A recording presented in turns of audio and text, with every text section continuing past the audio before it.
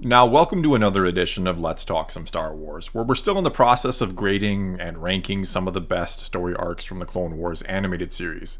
And this time we'll be taking a look at the results of the poll for the Maul Conquers Mandalore arc before I then read and respond to some of your comments. Unfortunately, though, there won't be any artwork shown off this time because I haven't had too much sent in lately, so I'll just save what I have gotten for next time. And before getting to all that, you can of course already nominate and or vote for which arc we do next. Just head down and respond to my pinned comment below with your suggestion or vote with a thumbs up if the one you'd like to see is already there.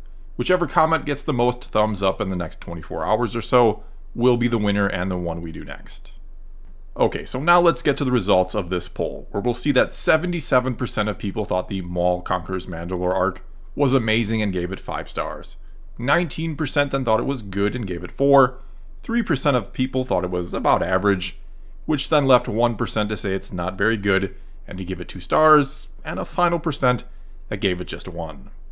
And so then when we do all the math here, the Maul Takes Over Mandalore arc ends up with an average score or rating of 4.70 stars, which puts it into a tie for second place with the Ahsoka Walks Away arc, and 0.05 of a point behind the Siege of Mandalore arc, which is right about where I and probably most of you saw this one ending up. Anyway, before getting to what you all had to say, let me once again quickly say thank you to everyone who votes, comments, watches, sends in your artwork, or whatever else it might be. It's all greatly appreciated. And so let's now begin, as we always do, with the top rated comment, which this time came to us from Jay Makowski, who said, "Show this arc to anyone that believes that the Clone Wars is just for kids." And yeah, I'd say without a doubt this is the most brutal and violent Clone Wars arc of them all. Anyone who thinks this show is for kids is going to have their mind changed after this one. And I just loved how, watching it for the first time at least, you didn't know what was going to happen next or who was going to die next. It was one crazy twist and turn or death after another in this arc. But anyway, what I think was unique about this series in general is the way it grew and matured with its target audience, and that pretty much the main character of the show also grew and matured as it went on, and I'm of course talking about Ahsoka. Off the top of my head, I can't think of any other show or series other than maybe The Wonder Years that did something very similar to this, though obviously The Wonder Years didn't get increasingly more violent or anything like that. Unless my memory is foggy, there were never any decapitations in that show, nor did Winnie Cooper get killed by a Sith Lord right in front of Kevin's eyes. Alright, so let's now move on to this comment from a name who said, "Oh man, this arc was amazing. It showed Maul's brilliant political and tactical genius. We also got some amazing moments such as the Maul and Oppress vs. Palpatine. Easy 5 stars. We also had this one from Jesse Johnstone, who said, "I love how Maul is essentially trying to build his own empire. And the entire reason for that is because he was basically raised by Palpatine. He learned the manipulation and deception skills he needed from Palpatine. But his empire comes crashing down once we finally see Palpatine in his true form before Revenge of the Sith. There's just so much lore about Maul learned from these episodes. You really take a look into how Maul thinks exactly like his master. 5 out of 5 for me." Then there was also this one from Die Hard, who said, "My favorite arc in the whole Clone Wars. It showed how genius Maul was, and we saw the underworld being controlled by him like a puppet. It showed the strength of Obi-Wan and the near end of Maul. The greatest arc in my opinion, 5 stars. Also had this one from The Wanderer, who said, "I liked it. It shows that Darth Maul deserved that Sith title. He was more than just Sidious's mindless brute assassin. While he was not on Sidious's level, but who is, he still managed to use his guile and cunning to make himself, in Sidious's own words, a rival. Solid B for me." Then finally in this little block of comments we had this one from Master Chief Petty Officer John 117, who said, "This arc was amazing and it shows just how cunning Maul can be." And I do agree that one of the best parts about this arc is showing Maul in a different light, because after the Phantom Menace, I think we all sort of thought Maul was just the mindless brute or hired muscle type, the one who does the dirty work for someone else because they don't really have the brain power to be the one coming up with the schemes. But after this arc we see that he's learned a lot from his master, that he's a lot like his master. No, he's not quite up there on Sidious's level in terms of power or the ability to scheme and manipulate, but he's still a worthy foe, a worthy rival for Sidious, as again, he says himself. And if it wasn't for Sidious thwarting him in the end, who knows what would have happened, who knows what Maul would have achieved. And as many people said in the comments this time, and I very much agree with them, this arc more than anything turned Maul into not only an actual character, but a great one. After this arc, any and all doubts I may have initially had about bringing him back in this show were completely gone. It's arguably the best decision the show ever made. Okay, and going along with all that, we have this comment from Gaspit Farmley who said, "Only the strongest shall rule." This line permeates throughout the entire arc, from the masterfully planned political takeover of Mandalore, to the duel between Maul and Vizsla, and even the utter beatdown brought in during the finale by Sidious. These moments of flexing made for some incredible character building and another 5-star rating. We also have this comment from Joe Mahoney, who is quoting Obi-Wan Kenobi when he says, "You can kill me, but you'll never destroy me. It takes strength to resist the dark side. Only the weak embrace it." And this arc really does come down to the strongest surviving, but in two very different ways. Because you of course had Sidious surviving and flexing his power, and basically doing away with his rival Maul, who had done away with his rival Pre-Vizsla before him. You essentially see what strength means to the evil or the Darksiders or the Sith. It's being stronger than your opponent in order to eliminate them and to rule over others. But we also see the strength of Obi-Wan Kenobi and what strength means to a Jedi, which is not giving into anger or becoming like your enemy. It's being able to control and rule over yourself and your own emotions, not ruling over others. And I just love the contrast between the two shown in this arc.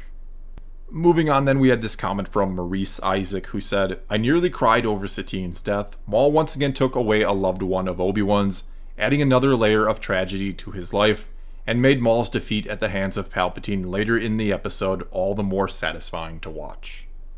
And Satine's death was just brutal in this arc, in the final episode of it. There are a lot of hard moments to watch throughout the course of the Clone Wars, like the death of Fives, for example, but her death may just have been the hardest to endure because you get to feel it along with Obi-Wan.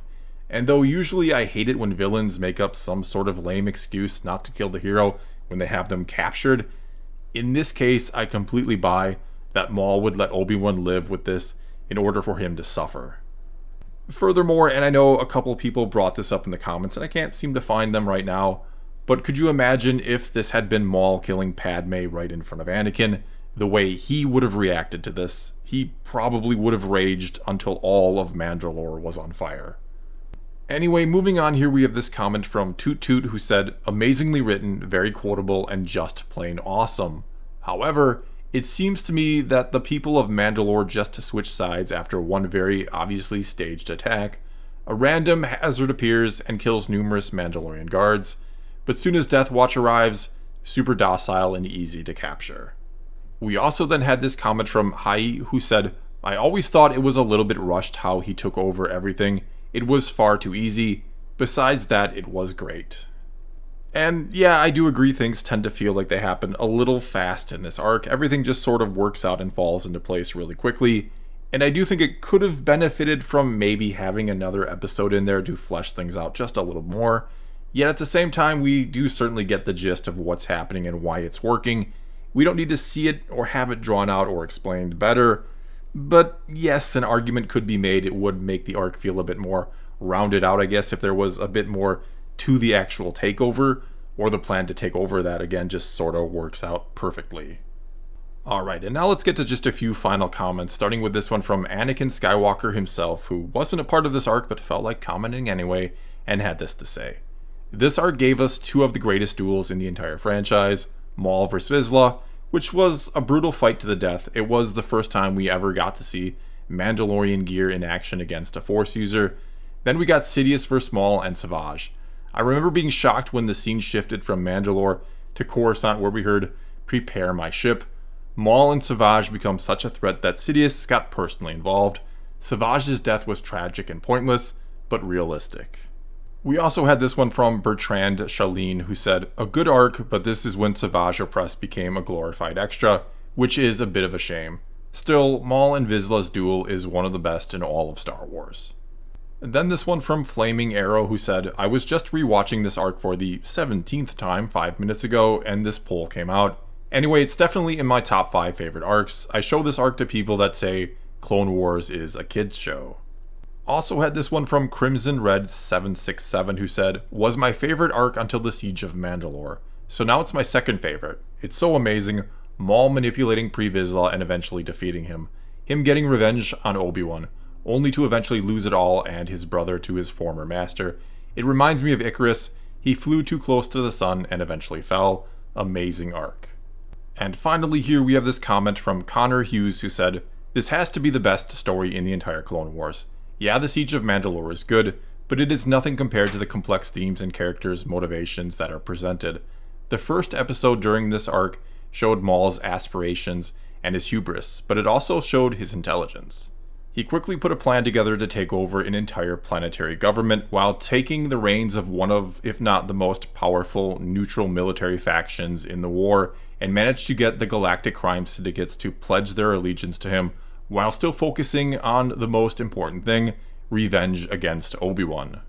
That episode also gave depth to Pre Vizsla and Death Watch. How far does the lust for power go? Well, in the next episode we're shown Pre Vizsla lied to his people about his connection to the coup, and he plotted to betray Maul. But Maul was several steps ahead because he was the apprentice to the most powerful being in the galaxy.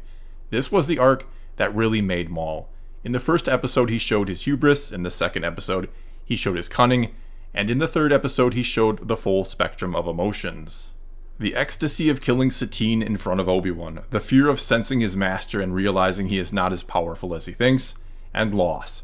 The Sith are meant to only think inwards, but Maul lost his brother, he lost his apprentice, he lost his legacy again. And who took that from him? His master, his father figure. He abandoned him and then gutted his brother. Before Rebels and Season 7, Palpatine saying that he had other uses for Maul was amazing. I had no idea what that was, and if they didn't expand on Maul's story, that would have been the perfect conclusion. This is the first time I've commented. I hope you enjoyed reading. And, well, yes, I did enjoy reading that. It was a great first comment and perfectly summed up this arc, to the point where there's not much for me to add. Once again, this was a brutal arc to watch, and it saw the death of several important characters, all the while turning Maul into not only one of the best in the series, but setting him up to slowly but surely become one of the best in all of Star Wars. Well, that's all I've got for this time. Now it's your turn to tell me what you think of this arc, or what I or anyone else had to say about it here in this video, or to nominate or vote for which Clone Wars arc we do next. Either way, leave a comment below and let's talk some Star Wars. And until next time, thanks for watching.